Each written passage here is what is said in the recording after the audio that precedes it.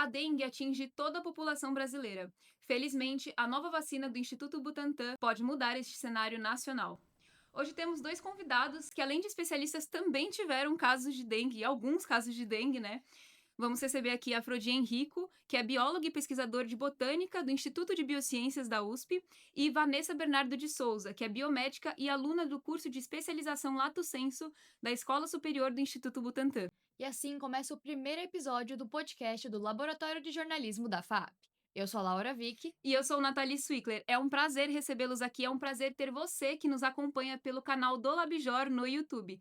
E já não esquece de se inscrever no canal, deixar o like, seu sininho para acompanhar as próximas entrevistas que virão também. Antes de tudo, acho bom a gente dar um contexto, né, em relação a como que tá o cenário da dengue agora e também falar sobre o aniversário de 125 anos do Instituto Butantan, que foi comemorado nessa segunda-feira e teve direito à presença de importantes políticos, né, figuras da política também, além de pesquisadores e membros do próprio Instituto também. Eu vou dar destaque para 3 questões que foram comentadas durante as palestras que tiveram. Primeiramente, comentando sobre o governador de São Paulo, Tarcísio de Freitas, que ele afirmou que as doses da nova vacina da dengue, a Butantan DV, estavam previstas para o segundo semestre, serão, na verdade, antecipadas para este semestre.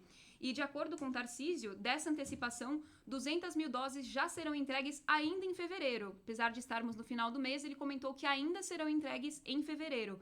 E ao órgão PNI, né, que é responsável pela distribuição dessas vacinas através do Sistema Único de Saúde. Além disso, Tarcísio também, durante o seu discurso, confirmou a doação de um terreno localizado no Tatuapé para o Instituto, com a proposta de realizar um centro de biotecnologia, integrado com parcerias internacionais. Falando em biotecnologia também, quero desde já comentar que a Vanessa, que é uma das entrevistadas que está aqui, ela vai se formar hoje, ter a graduação dela hoje, esteve presente aqui. Desde já quero agradecer a presença de ambos também. E para iniciar a nossa discussão, a gente vai começar com o cenário atual da dengue no país. Mas antes disso, eu acho sempre bom a gente retroceder alguns anos, né, para entender como que esse cenário vem avançando, como que está a situação no caso. Em 2025, foram registrados 1,7 milhão de casos prováveis de dengue e 6,5 milhões em 2024. Esses dados são de acordo com o Ministério da Saúde. Vamos lá, a primeira pergunta, né, que eu quero direcionar a vocês, mas especificamente pro Afrodis também, que eu acredito que você possa comentar justamente dessa relação, porque muitas vezes a ciência, ela é extremamente ligada, nesse caso, com a medicina, né? Mas também tem um fator ambiental por trás. E esse fator ambiental, você como biólogo, trazer esse panorama do porquê o quanto que o ambiental pode afetar tanto a medicina quanto a saúde, eu queria saber, então, nesse sentido, né? O que pode levar a um surto de dengue hoje no Brasil? Essa é uma pergunta muito importante, porque ela é multifatorial. Não existe uma causa específica que pode causar. É um conjunto de causas que se somam, como, por exemplo, o processo de urbanização, o descarte irregular, que acaba sendo uma consequência da urbanização. Porém, ao mesmo tempo, a gente tem uma questão cultural envolvida. A gente tem processos de desmatamento, que também interferem diretamente. Por exemplo, usando predadores que poderiam predar mosquitos, você está tirando dali e, consequentemente, aumentando a população. A própria questão da espécie humana ser uma espécie sociável. Então, tem um contato ali muito próximo, você facilita a disseminação de tanto a dengue como diversos outros patógenos. E aí, somando isso, meio que se cria um ciclo vicioso, que não tem muito para onde fugir, e ainda somado a todas as alterações climáticas que estamos vivenciando agora, só agrava ainda mais. Esse é um ponto que eu queria perguntar, inclusive. O fato do Brasil ser um país tropical interfere diretamente no aumento de casos de dengue? Sim, a gente tem que entender que a grande maioria dos mosquitos, eles são de ambientes tropicais. O Aedes aegypti, ele é, se eu não me engano, uma espécie africana, que veio para cá durante a colonização, e aqui acabou encontrando um ambiente completamente favorável, é quente, em grande parte do Brasil é úmido, e não são todos os predadores que temos aqui de mosquitos nativos que predam ele, porque temos que separar. Existem mosquitos que são nativos do Brasil e mosquitos que são exóticos. A Aedes aegypti, que é o que dissemina dengue, é o único portador dele. Nenhum outro mosquito nativo pica e transmite, desculpa. É o único mosquito nativo que transmite a dengue. E acho importante também a gente dizer que para reconhecer ele é pretinho e rajadinho. Se vocês verem aquele mosquito grandão que fica nas casas, não é a mesma espécie, fiquem tranquilo, não precisa É um ficar... mosquito corintiano, né? É um mosquito corintiano. Não precisam ficar torta direita matando qualquer outro mosquito aí, porque a gente acaba, infelizmente, acabando com a diversidade que a fauna da pouca que a gente já tem nos ambientes urbanos. A gente também acha importante ressaltar que o Aedes aegypti, ele é um mosquito diurno. Ele não pica durante a noite. Então, mediante a todas as alterações climáticas que estão... alterações climáticas não, desculpa. As alterações antropológicas que causam durante luz acesa durante a noite, aumenta o tempo de ação do mosquito. Sério?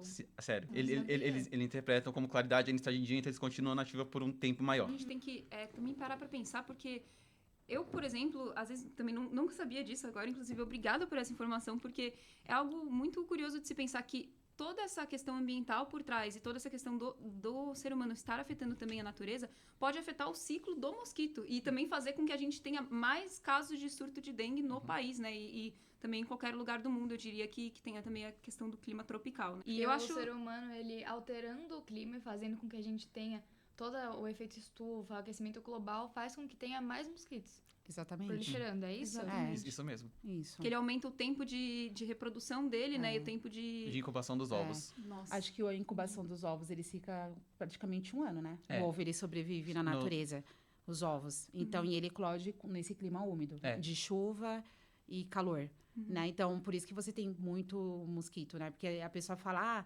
mas eu eliminei, a gente tá na época do frio e tal, não tem. Tá lá, ele tá ali, tá escondidinho, porque a fêmea vai procurar um lugar seguro para ela depositar ali a prole dela e tudo.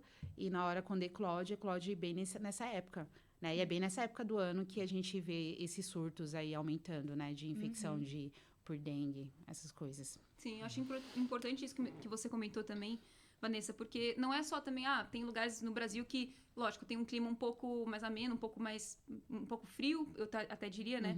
Mas também afeta da mesma forma, né? Porque a dengue, a gente está num contexto de que ela afeta o Brasil, né? Ela afeta o território nacional. E acho muito importante relacionado a isso que ambos comentaram, que hoje qualquer pessoa está propensa a pegar dengue. Qualquer pessoa, inclusive você que está nos acompanhando também. Infelizmente, lógico, qualquer pessoa está propensa a pegar dengue, pode pegar dengue independente da região. Às vezes, sua região onde você mora pode ser um pouco mais fria, mas você pode sim estar propenso a pegar dengue ou pode ter um surto de dengue na sua região, né? Onde você mora, por assim dizer. Eu até queria comentar também, puxar um gancho até. Você que nos acompanha agora, se quiser comentar se você conhece alguém que já teve algum caso de dengue ou não, já fala pra pessoa assistir esse vídeo, porque a gente vai comentar bastante tem uma questão científica por trás, a gente vai comentar dos sintomas, tudo que está relacionado à doença em si. A Vanessa e o Afrodi, até pra contar pro público, tiveram casos de dengue ano passado. A Afrodi comentou comigo, inclusive, que teve 3 casos de dengue ano passado, que é um número bem avassalador, se a gente parar pra pensar, e também nos sintomas, né, que a dengue causa. E a Vanessa também comentou que teve um caso de dengue grave, né, no período também do ano passado. E eu queria que vocês contassem, primeiramente, brevemente, um pouco sobre o caso de cada um. Se quiser, a Afrodi pode começar pelos 3 casos. Tá. Bom, foram num períodos muito curtos. Foi, assim, acho que uns 2, 3 meses entre um e outro. Início eu não sabia que era dengue. Eu pensei que fosse qualquer outra coisa. Uma gripe qualquer. Uma gripe qualquer. Sim. O que eu vim perceber realmente que era grave, que poderia ser dengue, foi, acho que no segundo dia, quando começou a dar uma febre muito alta, que não baixava de jeito nenhum. E eu comecei a ficar com, além de dor nos olhos, né, um sintoma clássico, eu fiquei com um gosto amargo na boca. Eu não conseguia me alimentar, eu não conseguia beber água, eu não conseguia engolir saliva. Aí um amigo meu foi correndo comigo pro hospital e aí, dengue. Meu Deus do céu. No segundo caso, por volta, acho que do primeiro dia ainda, foi quando começaram os calafrios. Eu falei, meu Deus, será que é dengue? Será que não é? Veio o segundo, cansaço. No terceiro, ainda bem que eu não tive tanto o gosto amargo, mas eu lembro que eu comi alguma coisa, bebi um copo de água e já senti. Eu falei, pronto, tô gabaritando. Nossa. Pânico. Meu Deus. Fui fazer um teste, realmente pode ser dengue, mas tava muito clarinho. Mas aí depois, foram se passando os dias, os sintomas foi gabaritando novamente, tipo, dengue mais uma vez. E aí tem toda a questão das 4 cepas, comecei a entrar em pânico. Fiquei torcendo pra não ter dengue hemorrágica. No terceiro ficou um pouquinho mais complicado. Então foi gradualmente piorando Foi. os casos, né? O primeiro já foi tenso, mas até chegar ao último já tava outro nível, assim. O terceiro, no caso, ele subiu muito rápido de casos, foi em questão de 2, 3 dias, mas também quando acho que o corpo reconheceu deve ter sido alguma outra cepa que eu já peguei anteriormente e me recuperei mais rápido. Dos 2 primeiros eu fiquei uns 15 dias, mais ou menos, ou mais, ruim. No segundo, eu fiquei uma semaninha. Como você comentou da diferença dos sintomas também, né? E dessa questão de um melhorou mais rápido, o outro demorou um pouco mais para melhorar. Acho que tem bastante relação com isso também. E, Vanessa, se você quiser comentar também por cima sobre... Tá bom. Só corrigindo, eu falei errado pra você, tá? Eu tive dengue em 2024. Eu falei, nossa, tava em casa, eu dengue. Eu falei, foi 2024, não foi 2025. Tranquilo, sem problema. E assim, onde que eu moro, teve um surto de dengue em Guarulhos, pelo menos ali no bairro onde eu moro, assim, todo mundo. Assim, a rua inteira, vizinho de trás, da frente, do lado. E na minha casa, todo mundo praticamente pegou dengue. As duas únicas pessoas que não pegou dengue em casa foi a minha mãe e o meu tio que mora junto com a gente. Agora, o meu irmão foi o primeiro a pegar, meu irmão mais novo, ele pegou. Ele teve sintomas, mas não ficou tão grave que nem eu e a minha irmã. Aí depois pegou a minha irmã, e quando ela pegou, meu pai também, tipo, uns 2 dias, começou a sentir o sintoma. E eu tava lá, né? Falei, ainda bem que eu não peguei, né? Aí eu lembro exatamente, no dia que eu peguei, assim, que eu comecei a sentir os sintomas. Foi no dia 12 de abril de 2024, porque era aniversário da minha mãe. Aí eu tava lá, lavando a louça, e eu comecei. Assim, já senti as articulações aqui dos dedos, tudo dolorido. Eu, ai, não acredito que eu tô com dengue. Aí o meu olho começou também a ficar pesado, dolorido, que é o que fala, assim, sabe? Quando você pisca, fica, tipo, ai, tá doendo, sabe? Aí eu comecei com calafrio e tudo. Eu falei, eu não acredito que eu tô com dengue. Aí eu peguei o termômetro, fui medir. Eu tava com 38 graus de febre já. Eu falei, nossa, que coisa. Mas, enfim, eu peguei, né? Falei, foi aniversário. A gente comemorou o aniversário da minha mãe. Eu tava comendo, com a febre alta e tudo. Mas eu comi bolo, essas coisas. Comi bem. Eu até falei, vou passar bem pela dengue, porque eu tô comendo. Coisa que a minha irmã não tava, né? Mas, assim, depois que passou a febre, passou esse período, assim, da febre e tudo, aí vem os sintomas mais graves, né? Que foi a falta de apetite, eu fiquei depois da febre, com o gosto amargo na língua, e a falta de apetite, eu não conseguia comer. Não conseguia, assim, eu tentava comer, sabe uma colher de sopa? Eu comia, assim, eu não conseguia comer uma colher de sopa de comida. Eu falei, porque dava ânsia, você vomita tudo que você come, né? Pronto atendimento, não, pronto de socorro lá perto de casa, porque eu não tenho convênio, ninguém em casa tem. Tava lotado, porque eu falei que teve esse surto de dengue no bairro. Então, assim, os médicos só estavam atendendo quando você ia lá, aí eles faziam um exame de sangue.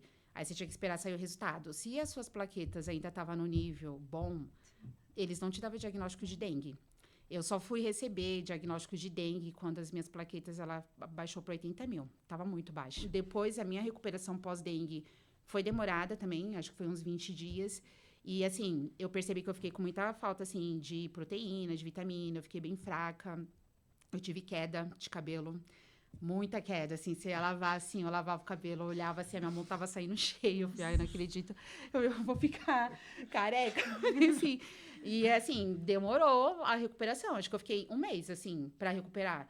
Então, assim, eu não sei qual foi o sorotipo, porque lá no pronto atendimento eles não estavam fazendo esse... Apesar que o teste de monocromatografia que ele fez, aquele tipo teste de gravidez, né? Eles colocam sangue, se as 2 faixinhas ficar vermelha, é positivo para dengue. Mas não consegue identificar qual que é o sorotipo. O sorotipo, acho que é só um teste de PCR aí que você consegue identificar. Então, sei lá... Mais específico, né? Isso, mas eu acho que eu tive entre a dengue do sorotipo 2 ou 3, 4 não. A recuperação foi isso, tomar água, soro... O que eu acredito que eu vi que afeta bastante é em casos mais específicos, por exemplo, se a pessoa tem uma doença grave, se está em um processo de gravidez também, pode ter, né, a gravidez por si só, ela já tem muita alteração no corpo feminino, então o corpo já está sofrendo muita alteração, aí se a pessoa acaba tendo dengue, pode alterar muito mais todos os ciclos de produção. Eu queria também saber, você comentou sobre o teste, né, que é realizado. Vocês podem comentar um pouco mais sobre esse teste, inclusive o que você fez para saber se tinha ou não dengue, até para os nossos telespectadores saberem sobre? Sim, claro. Eu fiz 2 testes. Eu não vou lembrar qual que é o nome do... Na verdade, fiz 3. Eu não vou lembrar qual que é o nome de um segundo, da qual eles amarraram meu braço e viram se tinha algum sinal aqui perto das principais veias. Eles não me explicaram direito como é que era. Até só tava esperando ali um sinal. E aí apareceu bem clarinho nas 2 primeiras vezes, na terceira já não apareceu. E fiz também o de contagem de plaquetas, né? Que eles colocam a amostra e levam para laboratório para poder fazer a medição. Isso. E esse de contagem de plaquetas, ele demora um tempo, né? Até você ter o resultado ou não? Demora por volta de 3 dias, não é? Acho que é 24 horas, depende do laboratório, né? Às vezes pode depender do laboratório. É isso. Sim, entendi. Perfeito. E até para encerrar, desculpa um pouco o relato de vocês, a gente queria saber o que mais surpreendeu durante o período em que vocês estavam com a dengue. Acho que o que mais marcou foi a febre, porque na terceira vez e acho que na primeira, eu tive uma febre que durou quase 24 horas. Principalmente na segunda vez, porque os sintomas começaram no domingo, então não tinha posto aberto. E eu não tinha, como eu moro sozinho, eu não tinha forças pra poder ir pro UPA. Imagino. Tava frio, jogado na cama, não abaixou minha temperatura. Tentei banho gelado também, não abaixou minha temperatura. E, sim, já sabendo que era dengue, não quis arriscar tomar nenhum medicamento, então fiquei ali só aguardando outro dia pra conseguir ir no posto cedo. E também eu fiquei muito chocado quando começaram os sintomas do amargor na boca. Porque você não consegue fazer nada, você não consegue se alimentar, você não consegue beber água. E um dos principais tratamentos é você se hidratar. Então como é que você vai se hidratar se você não consegue engolir água, nem de saliva direito conseguir engolir? De sintoma pós, eu tive queda de cabelo, muita queda de cabelo. E uma coisa que eu fiquei durante mais de um ano foi enjoo. Eu basicamente tive que tomar Dramin quase todos os dias durante um ano, porque volta e meia dava um enjoo. Você tava no ônibus, vinha aquela ânsia de vomitar. Às vezes não tinha nada no estômago, tipo, só acordei e saí. E aí vinha. Aí tava eu, sempre tá com 2 fraquinhos de Dramin na bolsa.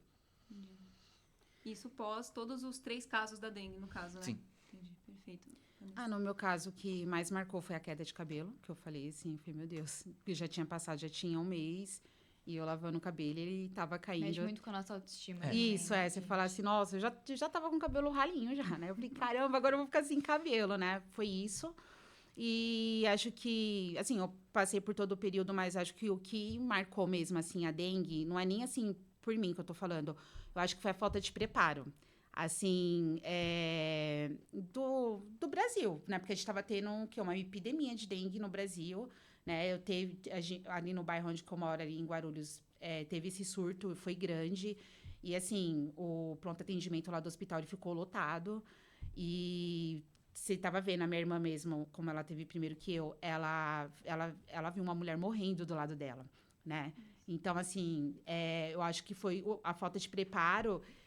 O pessoal estava passando isso no jornal, mas eles não estavam passando do jeito que estava, né? Eles estavam falando assim que estava controlado, não estava controlado. Sobre o que você comentou, né, das UBSs e das UPAs, por assim dizer, né, pegando nesses dois que são de atenção primária da saúde do SUS, tem um boletim que a CEINFO divulga, que é bem importante também para você, telespectador, que queira saber quantas UBSs tem no seu bairro ou quantas UPAs tem no seu bairro.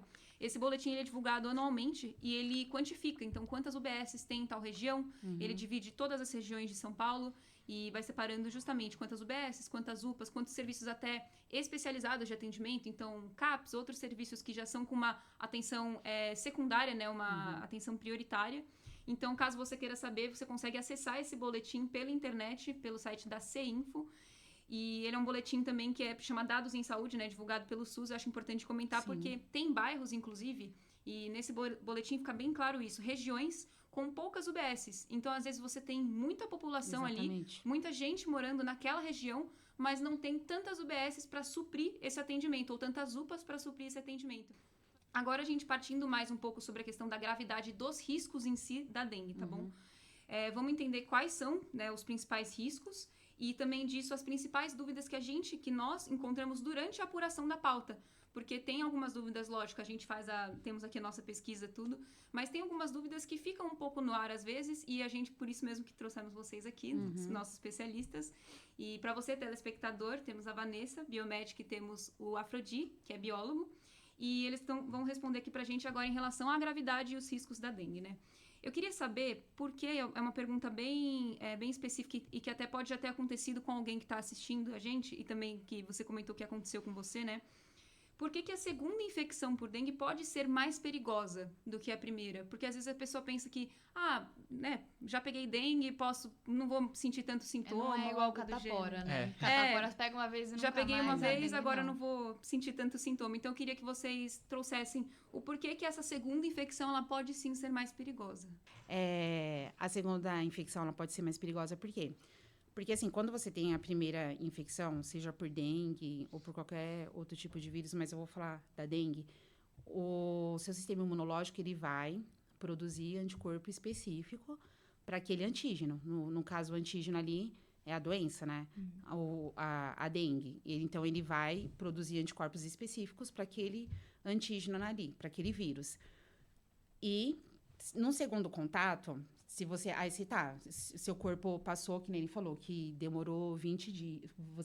A primeira infecção foi mais demorada. A segunda foi mais rápida, né? A terceira foi mais rápida. A terceira foi mais rápida, né? Então, assim, ele foi lá e o seu corpo produziu anticorpo específico para aquele determinado tipo de vírus, tipo a dengue 1. Ele tem anticorpo para dengue 1.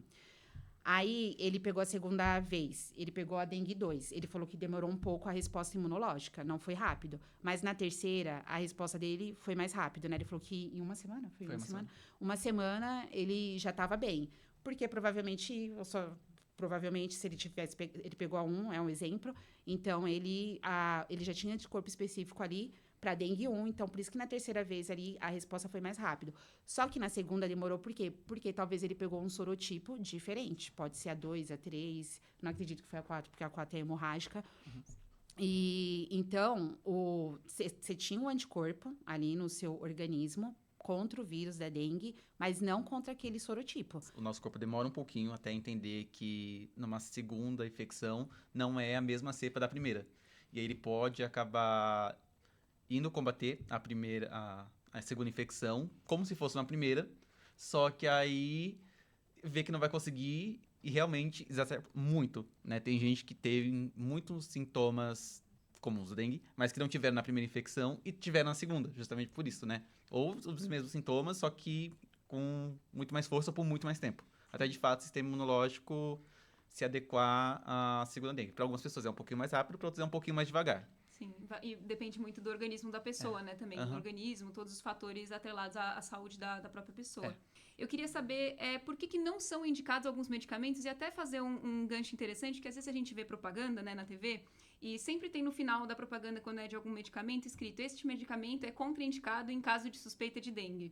Então, eu até queria que vocês dois comentassem sobre isso. Por que alguns medicamentos, eles justamente não podem ser indicados? Sei que tem bastante relação com a parte das plaquetas, né, do nosso sangue, mas queria que vocês, ouvir da voz de vocês, que vocês comentassem, por favor.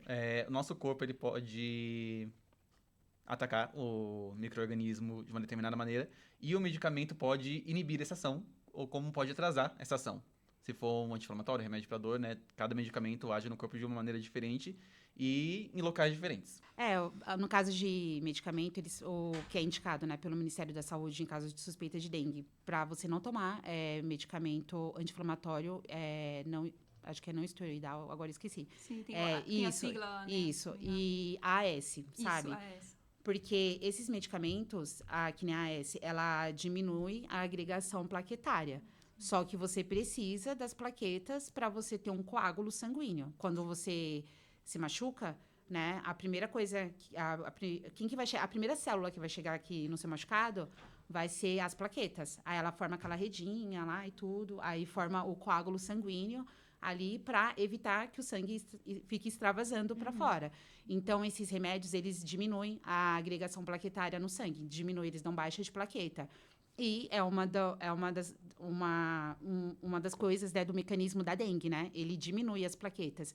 Então, se você já está tendo a dengue no seu organismo, que está diminuindo ali a plaqueta, né, ali na sua circulação, no seu sangue, aí esse medicamento ele vai favorecer ainda mais a diminuição aí da plaqueta, é aonde ela evolui para uma dengue hemorrágica e muitas vezes não consegue se conter, né? Porque aí você vai ter órgãos, né, tipo, sangrando, né? Às vezes a pessoa fala, dengue hemorrágica, vai sair sangue pela minha pele e tal. Não, às vezes é seu órgão, tipo, seu fígado tá sangrando já, sabe? E tudo. E então diminui. E também esses medicamentos, eles cortam a reação imunológica do corpo, né? A maioria deles corta a reação imunológica e você não quer, né? Você não pode ter uma resposta imunológica exacerbada. Eu vou dar assim, um exemplo assim, da Covid, porque assim, na época da Covid teve muita gente que morreu da resposta imunológica do corpo, né? Ela já tinha vencido a Covid, mas a resposta foi tão alta, foi tão inflamatória, que ela já tinha vencido e ela acabou morrendo pela resposta do sistema imune, do próprio corpo dela, porque foi muito exacerbada. Mas aí, durante a dengue, você não pode pegar e simplesmente tomar um remédio, que a maioria desses remédios anti-inflamatórios, eles vão cortar a reação imunológica, mas você precisa do seu sistema imune, porque aí você precisa gerar ali anticorpo para combater o vírus. Você também, além do anticorpo, você precisa gerar células, né, que são células de memória, que são elas também que vão ficar ali circulando aqui no seu corpo para quando você pegar essa infecção de novo, ela já sabe quem que é e ela vai gerar mais anticorpo, além dos anticorpos que você vai ter tendo ali. Então, não é indicado por causa disso.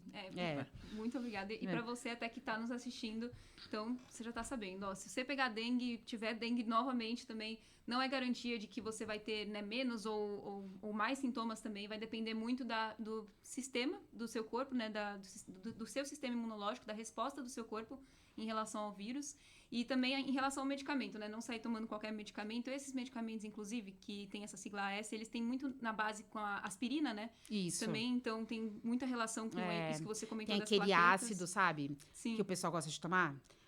Sabe quando a pessoa toma... Sim. que elas colocam na água? Refluxo, né? Isso. Pra refluxo, Esse medicamento. Então, todos esses medicamentos que tiver com essa sigla, melhor não tomar. Na dúvida, é só dipirona pra cortar febre, dor, e ir no médico mesmo, sabe? Não deixa agravar os sintomas, vai logo. Perfeito, sim. E eu queria até, reforçando também uma outra questão, eu queria saber, porque durante as nossas pesquisas a gente viu bastante sobre também a falta de água dentro do organismo, durante o período da dengue, né? E eu queria saber se essa falta de água, ela interfere de fato na doença e se é necessário você ter uma hidratação maior, de fato, durante o processo para você se sentir melhor. Isso foi uma coisa que eu fiquei pensando, porque vocês dois disseram do gosto de amargor na boca, né? Vocês não conseguiam engolir nem saliva, nem comer. Eu imagino que com a água deve ter sido a mesma coisa.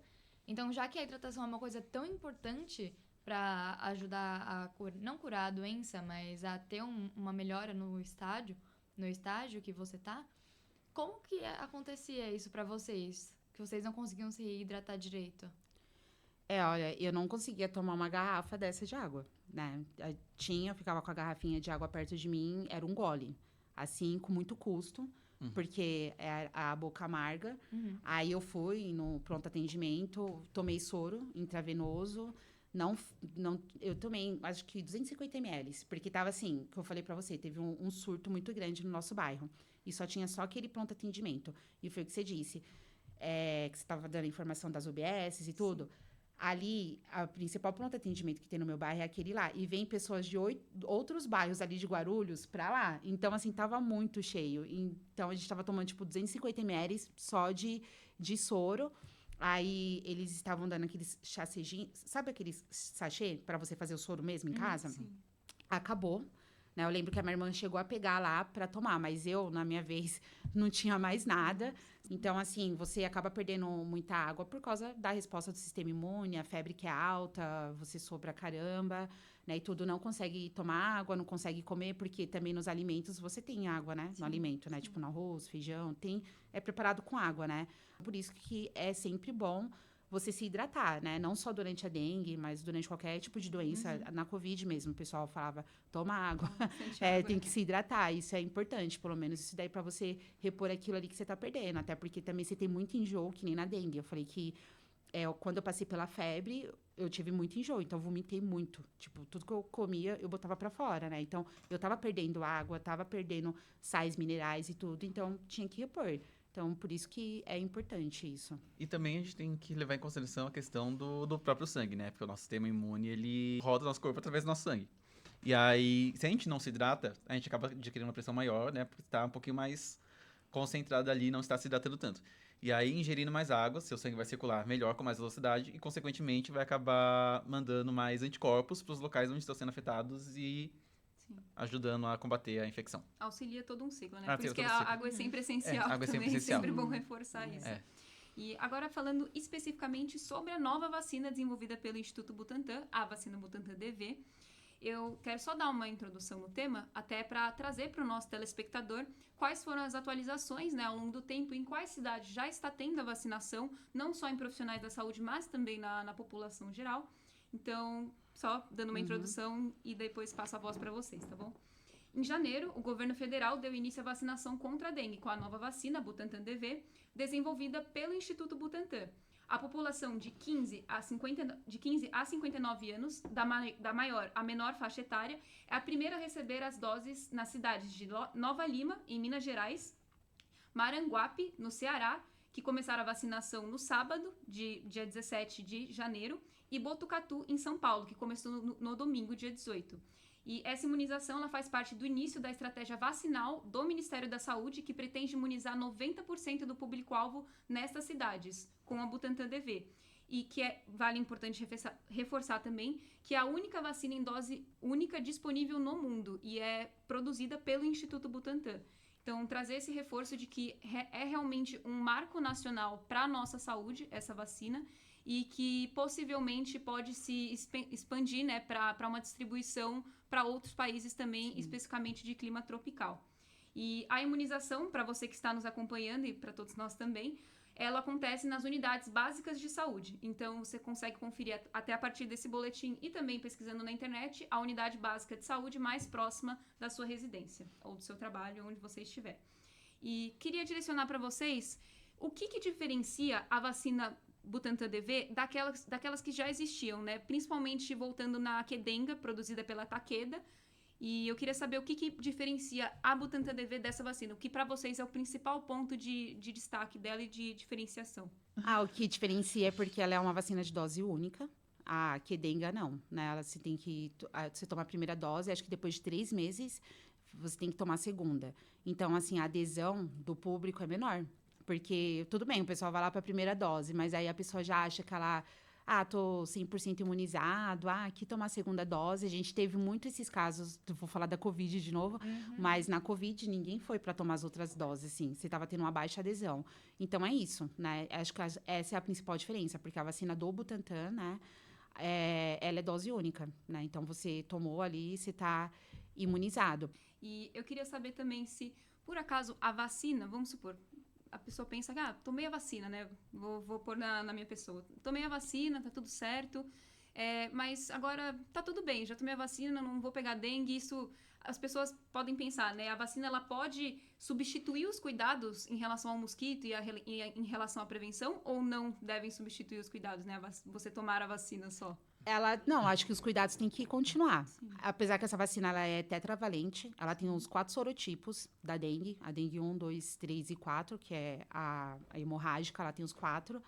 Mas os cuidados têm que continuar, né? Mesmo que você está imunizado e tudo, mas a vacina, ela não te previne de pegar a doença. Você vai pegar, né? Mas, que é aquele negócio que a gente estava falando do anticorpo, só que você já tem, né? Então, você tem células de memória, você tem anticorpo ali já circulando. Então, se você pegar uma desses 4 sorotipos, depois que você tomar a vacina, você vai ter, sim, os sintomas da dengue. Mas aí você não vai ter uns sintomas tão exacerbados, a resposta do sistema imunológico vai ser mais rápido, porque ele já tem ali, ele já está preparado frente a esse tipo de infecção. Mas os cuidados têm que permanecer.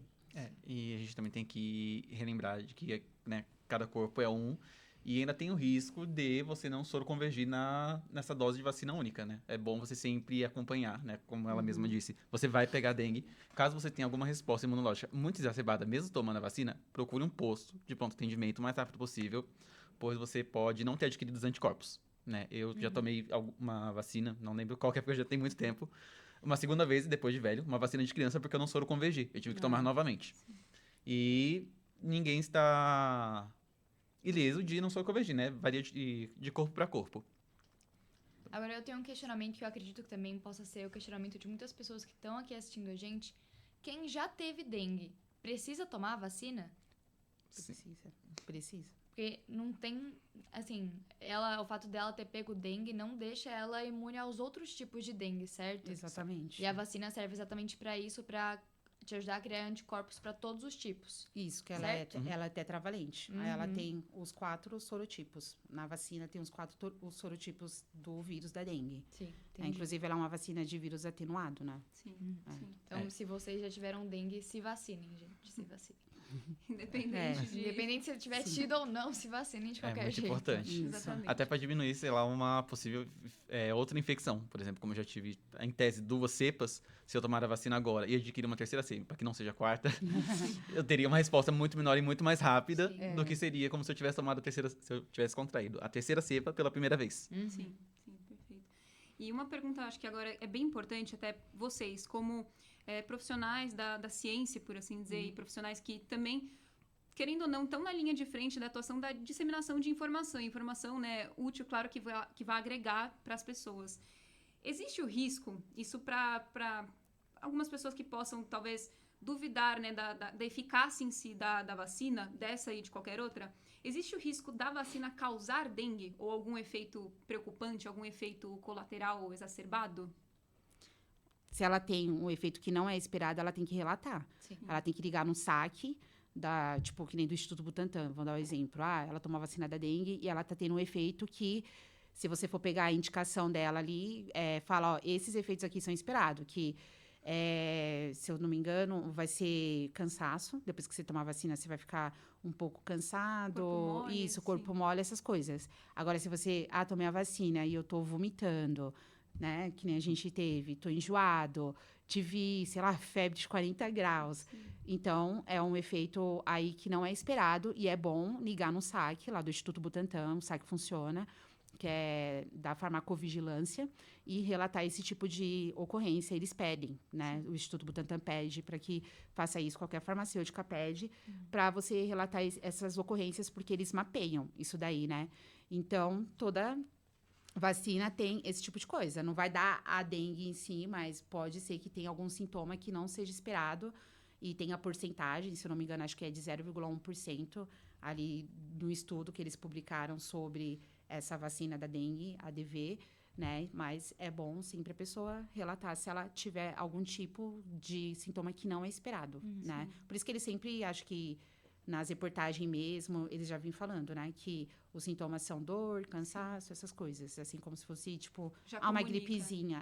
Sim, agora, já fora comunica. isso, já não é um sintomas tão esperado, assim. Sim. E também é importante ressaltar que a gente tem que ler a bula, porque, querendo ou não, muitas vacinas, elas dão reação ao nosso corpo, dependendo da nossa imunidade, no momento que a gente tomar a vacina, e podem ter alguns sintomas que se assemelham à dengue.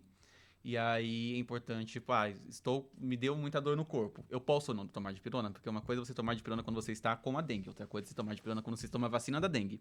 O medicamento, ele pode ter uma interação com a vacina que pode aumentar o efeito dela e muito mais rápido, como pode cortar o efeito. Então, é sempre bom a gente se informar antes de tomar qualquer medicamento ou quando você for tomar vacina. Tipo, supondo que eu falar ali com o seu médico, se der algum sintoma, eu posso tomar algum medicamento? É sempre bom perguntar. Agora, falando um pouco sobre a responsabilidade social que todos nós devemos ter, eu queria perguntar para vocês o que a gente, até para as pessoas de casa poderem entender, o que a gente pode fazer na prática, no nosso dia a dia, para diminuir os riscos de dengue, né? De proliferação, tanto de contaminação, que eu posso dizer assim. O que a gente pode fazer na prática, no nosso dia a dia, para prevenir? Eu acho que o principal deles é evitar água parada. E também tentar conscientizar os vizinhos, né? Porque não adianta a gente fazer a nossa parte se o coleguinha do lado não faz. Exatamente. Só que a gente também acaba ficando refém de alguns fatores também ambientais, que em algum momento eu também queria comentar isso com você, porque saiu alguns estudos que eu até vi pelo site do Butantan, foi ano passado, não lembro se foi no começo ou foi no final, sobre casos de já terem encontrado larvas de mosquitos Aedes aegypti em águas que já não eram tão limpas assim. Então, você vê que o mosquito está começando a se adaptar. Sim. Então, assim, tipo, só não vou deixar a água limpa, ali tem, sei lá, o pratinho tá com terra, não vai se proliferar. Vai. Tanto água suja é água salobra, né? Foi encontrado também larvas em poças de água em barcos. Então, um pouquinho mais preocupante a adaptabilidade do mosquito. Sim. Usar raquetes elétricas ajudam. E repelentes também, principalmente repelentes. Durante o dia, à noite, evitar ficar com muita luz acesa pra tentar não atrair, tipo, tô mexendo no celular, tem necessidade de estar com a luz acesa? Não. E você evita de virar algo fácil. E uma coisa também que a gente tem que... Todo mundo... Não sei se muita gente sabe, mas a maioria dos mosquitos, ele acaba sendo atraído pelo cheiro da nossa pele e pelo cheiro do nosso suor. Isso é verdade. Então, às vezes, fiz uma corrida, fiz uma caminhada, você tá no sofá, depois eu tomo um banho. Mesmo se for, sei lá, meio-dia e você sabe que ali sua região tá tendo um surto. Toma um banho, passa um creme, tenta disfarçar um pouquinho o seu cheiro pra evitar você ser tão localizado pelos mosquitos. E o mosquito, ele geralmente pica na parte do tornozelo e do pé, é isso? É porque é mais exposto, necessariamente. Mas já teve caso de pica-rosto, pescoço. Entendi. Eu queria até comentar também, voltando no tópico anterior, sobre a vacina Butantan DV, né? Porque muitas pessoas podem, às vezes, tenho medo de tomar vacina, acabar adquirindo dengue, coisas assim do gênero. Então, já para desmistificar essa questão, trazer esse ponto importante, porque nas fases de teste da vacina Butantan DV, teve 4 fases de teste, e na terceira, eles fizeram um teste de amostra com a população, né, com voluntários. Então, é importante reforçar isso. O Butantan realiza esse teste com voluntários em todas as vacinas, né, que eles acabam produzindo. Então, é bem importante reforçar que a vacina foi muito bem testada antes de ser distribuída ao público e passou por diversos processos de aprovação. Isso. Então, acho só importante reforçar esse ponto também. E agora eu queria saber, você como biomédico e você como biólogo, se vocês pudessem deixar um conselho, tanto como profissionais da área de vocês, quanto como pessoas que já tiveram casos de dengue, qual seria esse conselho? Pode começar, Afrodita. Eu acho que se formem. Não caiam na conversa de qualquer um. Se informem o máximo de lugares possíveis, porque até em lugares que a gente julga ser confiável, às vezes pode estar com informação errada. Por exemplo, deram panfletos ali no meu bairro falando que bromélia dava mosquito. Gente, bromélia não dá mosquito, tá? Gente, parem de tirar as bromélias das árvores, porque não dá mosquito. Não tem problema cuidar de bromélia. Mas assim, é um exemplo, né? Se você vai por uma fonte e você acredita ali cegamente. Não, tenta ver algumas outras fontes, dá uma pesquisada. A internet tá fácil acesso aí para quase todo mundo. Conversa com o amiguinho, com o professor, com algum profissional da saúde. Se informem o máximo possível e repelente. O conselho também seria para a pessoa se informar, né? Assim, quanto aos cuidados dentro de casa, que é o que ele falou, lava potinho se tem cachorro, gato, lava o potinho deles, sempre deixa limpo, põe água fresca. Se tem planta, né, não deixa com água acumulada, né, não deixa também lixo exposto, essas coisas. Informação, passar repelente. Em casa a gente... Sabe aqueles de tomada? Lá, sim. A gente, depois da dengue que a gente teve, tem tomadinha para tudo qualquer lado. É muito bom. Porque o quintal onde eu moro tem bastante árvore, né? Onde eu moro em casa tem pé de abacate, tem pé de banana. Ai, que maravilha. Tem pé até de manga em casa, assim, é bem grandão, né? Então, assim, o mato também atrai muito mosquito, né? Então, é bom você se informar, saber como é que você tem que prevenir, né? Até porque não é só dengue que você pode pegar chikungunya. Hoje a gente tem a febre oropouche, né? Que ela causa meningite, ela inflama as meninges do cérebro. E ela é pior do que a dengue, porque ela não é transmitida pelo Aedes aegypti. Ela é transmitida pelo aquele mosquito palha, sabe? O mosquitinho normal, aquele pequenininho, comum, né? O mais comum. Sim. Então, ela tem um mosquito específico, que acho que é morumô. Eu esqueci o nome dele. Acho que é morumô, que ele é bem, acho que endêmico ali na Bahia e tudo. Mas ela também transmite por esse mosquito. E tá chegando... A gente teve bastante casos ali na Bahia, né? O ano passado mesmo, a gente teve... bastante caso na Bahia e tá chegando próximo, né? E os sintomas é igual aos sintomas da dengue. A diferença é só que dá bastante dor de cabeça, a pessoa tem muita dor de cabeça, que pode evoluir aí para uma meningite, né? Então, tomar esses cuidados, porque foi o que vocês disseram no começo. Ninguém tá imune, né? E pode ser as regiões mais ricas daqui, que a gente tem aqui em São Paulo.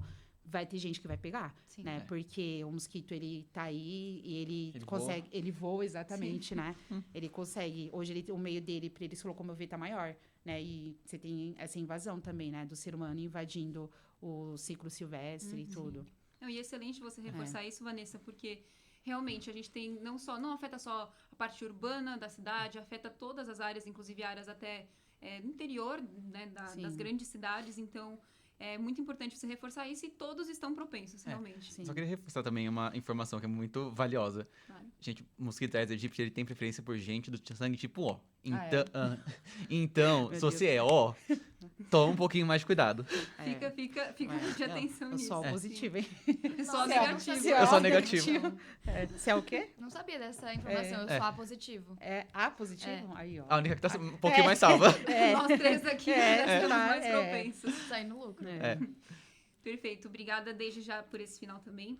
E eu queria deixar agora só um recado importante, porque nós quatro, né, estamos aqui principalmente pela disseminação de informação. Nós duas, como estudantes de jornalismo, né, nos vemos nesse dever de disseminar informação e estamos com 2 especialistas aqui que também, neste caso, pegaram dengue, então estão participando de duas formas nessa entrevista também, tanto com o relato deles, tanto com a parte profissional também.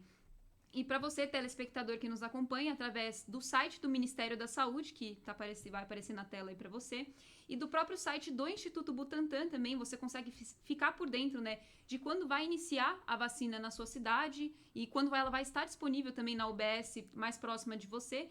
E também através do SUS, do site do SUS, você consegue conferir tanto a UBS quanto demais informações.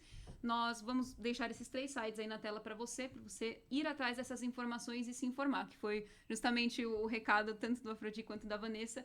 Se informe, busque, vá atrás de informações, converse com profissionais da saúde, e a saúde ela é importante para todos, né? A gente disseminar isso também para as pessoas terem um bem-estar maior e uma qualidade de vida, acredito que é sempre importante. Vanessa e Afrodi, muito obrigada pela participação no LabJOR, no podcast do LabJOR FAAP. Quero agradecer tanto em nome da instituição FAAP, quanto em nome do Laboratório de Jornalismo também. Esse foi o primeiro episódio do podcast do LabJOR. No próximo episódio, eu, Laura Vick, vou discutir temas do Dia Internacional da Mulher e o cenário atual da violência da mulher no Brasil. Então, não perca, sexta-feira, dia 6 de março. Muito obrigada novamente, Obrigada, Afrodi e Vanessa, pela participação no LabJOR FAAP. Muito obrigada. A gente agradece. Eu que agradeço.